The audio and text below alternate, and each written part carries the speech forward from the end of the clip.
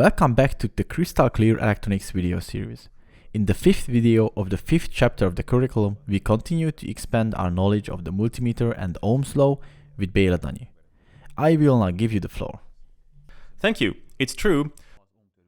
Today we will deepen our knowledge of Ohm's law, but we will also practice using the multimeter, review the main features of the series and parallel connections, while also reviewing mathematical derivations. There's plenty to go over, so let's get started. You got to know Ohm's law a bit before, but now we are going to explore its application possibilities a little more thoroughly. This law expresses that current, I, flowing through a resistor is always proportional to the voltage on it, U.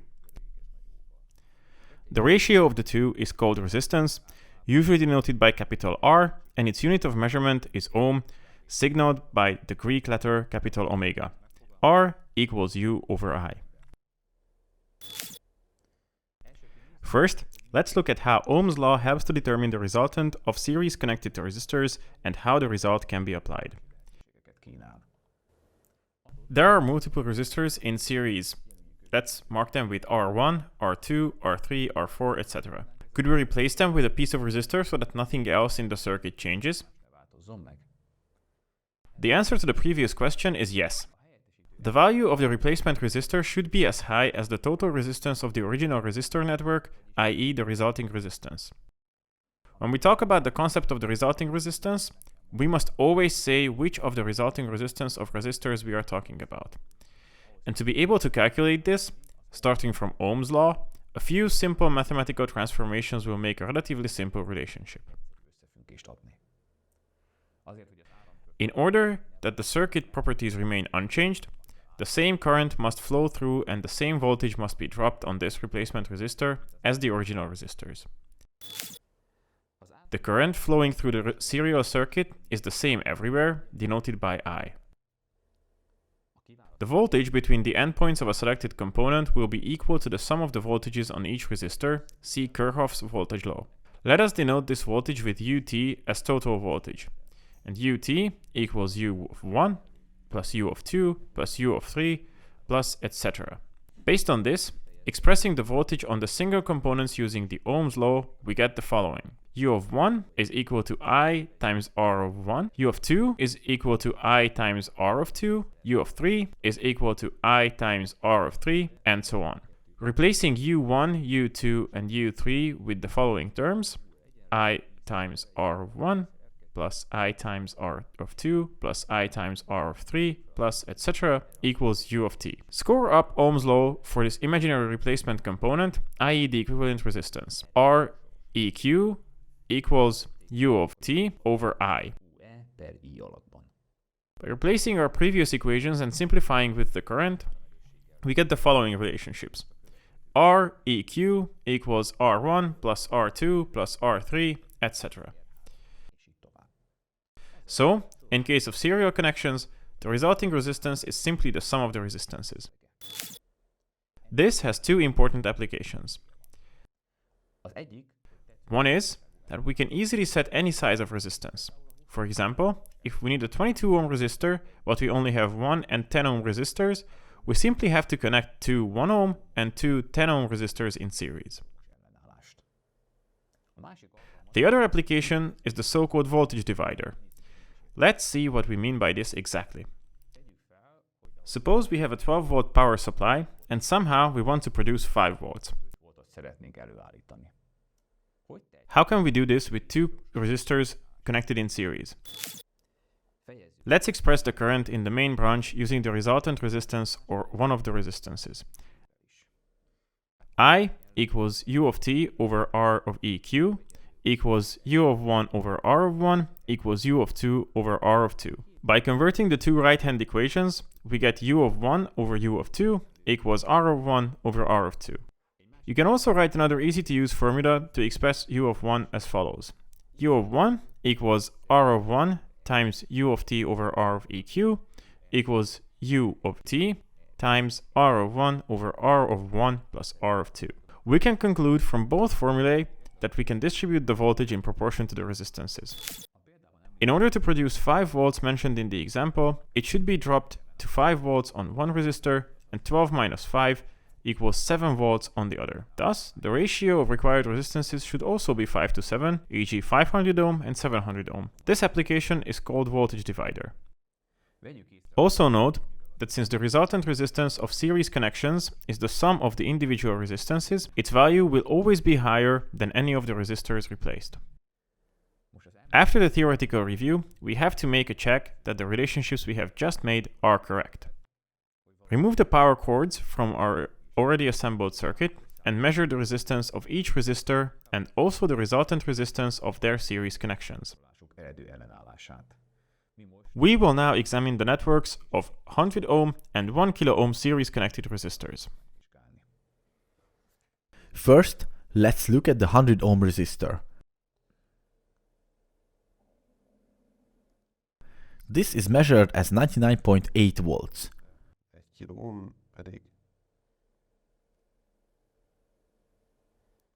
The 1 kilo ohm resistance is measured as 997. A quick head count gives a resultant resistance of 1097 ohms.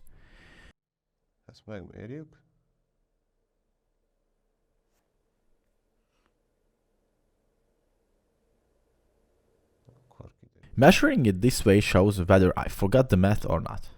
We got the calculated result absolutely right. Of course, if you're curious at home, you can try any other combinations. We hope that you will get the result of the derivations correctly. Now let's build a resistor divider, which distributes the voltage to its thirds, that is, it divides it between resistors in a ratio of 1 to 1 to 1 in our case.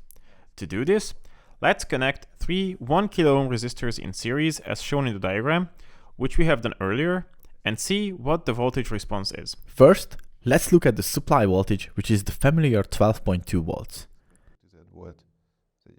The voltages of the individual resistors are 4.07 and 4.06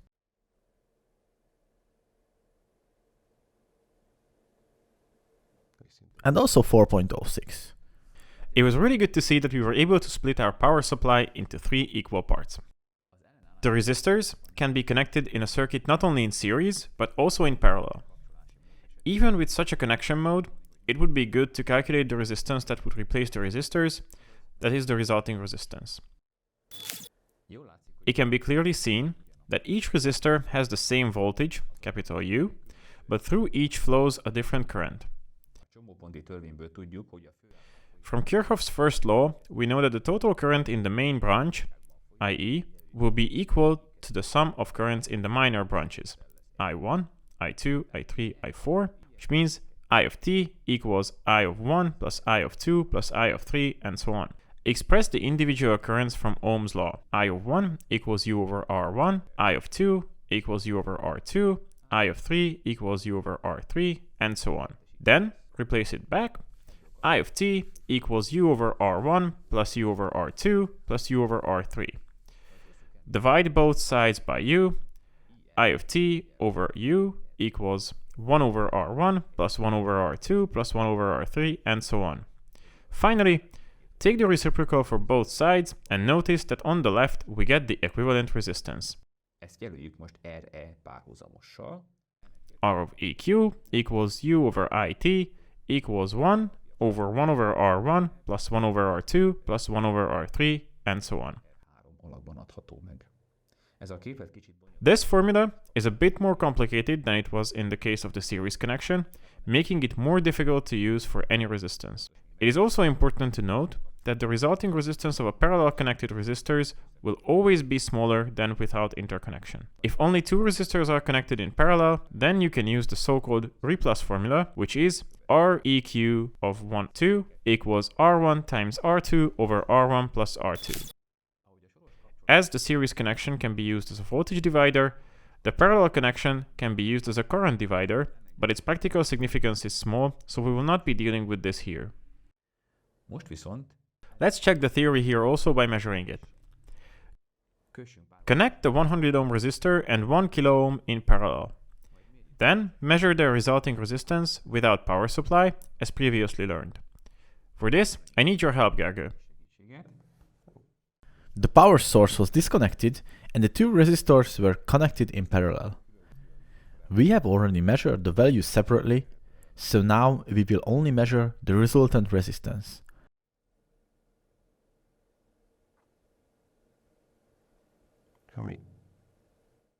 This is 9.9 ohms. Szuper, mert ha visszaemlékszünk... If you recall, when we measured the two resistors separately, we measured 99.7 ohms for one and 99.8 ohms for the other.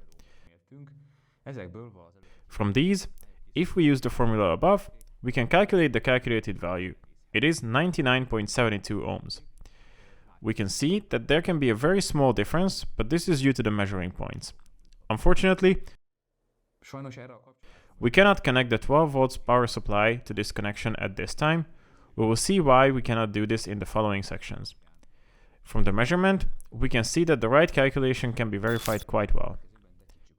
In the following, let's take a look at the parallel connection. Measure the current in the main branch and in each side branches. When measuring current, take great care of where what to connect. For the sake of safety, let's look at the following figures, which show how we can measure the currents in the main branch and in the side branches. Before we measure, I would like to note that the written material is the same nominal value but using different components. The resulting measurement discrepancies will be corrected step by step on the screen, so you can see the values we are currently measuring. Csak azért is, hogy az élő eredményeket ti is tudjátok majd követni. First, estimate the largest current to be measured, the flow in the main branch. First, calculate the nominal resultant resistance. For this, using the previous examples, we will have a system resultant resistance of 434.2 ohms, of which the current flowing in the main branch for us is about 28.23 milliamperes. Itt a 12,14 voltot akkor átírom a mi értékünkre, 12,20 voltra. Nálunk ez körülbelül 28,23 milliampert ad. So the 200 milliampere limit is safe to use. Használhatjuk. Pay close attention during the measurements, disconnect the power supply during dismantling. Also, make sure that you do not short-circuit the lab tube with the multimeter. Now, Gergő, let's see what we can tell about the current flowing in the main branch and the current flowing in the individual branches by taking measurements. Then, we will try to verify whether the Kirchhoff's first law is actually satisfied. First, measure the current flowing in the main current. That's 27.93.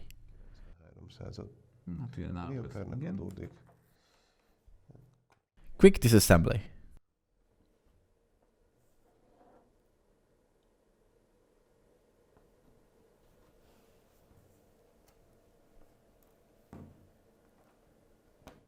I'm glad you're paying attention and pulling out the power every time. Since you said that's the way to do it, then I'll do it that way. 12.16 milliamperes is the first one. Sure.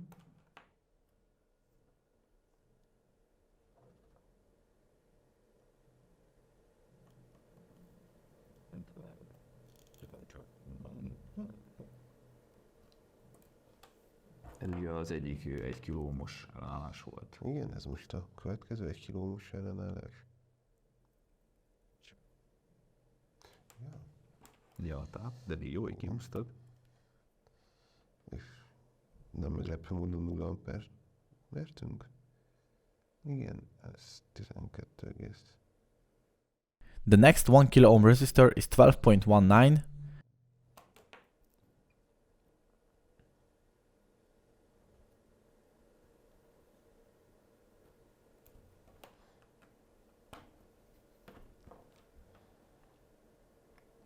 És az utolsó. Ez pedig. And the last one is 3.69 milliamps. So that's our 3.3 kilo ohm resistor. 3,3. Szuper, köszönöm. If we add these three current values together, we expect, based on Kirchhoff's first law, that the sum of these values, including measurement inaccuracies, is equal to the current flowing in the main branch. Megegyezik a füvegben folyó áram erősségével. Ez a mi esetünkben. In our case, this is 27.04 milliamps, so for the main branch current of 27.93 milliamps, this is a pretty good approximation. It should be mentioned that we are talking about milliampere, so even though the difference is almost 1, it is relatively small in milliampere. It is rare to find in practice a circuit that contains only resistors connected in series or only in parallel. They are usually mixed and embedded in each other. In such cases, the task is often to determine the resultant resistance of this complex network of resistors. Consider the example shown in the following figure. At first, the connection may seem complicated, but you don't have to be frightened. Most resistor networks consist of subnets of resistors connected in series and in parallel. These subnets of resistors can be stepwise merged and replaced with their resultant resistance, and sooner or later, the resultant resistance of the entire resistor network can be calculated. Let's see how it looks in practice. We can see that R1 and R2 are connected in series, so their resultant resistance is REQ12 equals R1 plus R2. If they are merged and replaced with their resultant resistance, then the resistors are connected purely in parallel, as we can see on the diagram. The resultant resistance of the network can be determined from the correlation derived from the parallel connection. REQ equals 1 over REQ12 plus 1 over R3 plus 1 over R4 equals 1 over R1 plus R2 plus 1 over R3 plus 1 over R4. If you like, then set up such and similar resistor networks. Calculate and measure the resultant resistance and compare the two results. Of course, there are many more similar and much more complex networks to analyze, but these basics should be enough for you. I hope that you have found this repetition video useful. I certainly think so. I think that those who have been with us all along are more confident when it comes to examining complex resistance networks. We look forward to seeing you in the next and final video in this chapter of the series, where you will hear about the load capacity of resistors. Bye bye! Bye bye!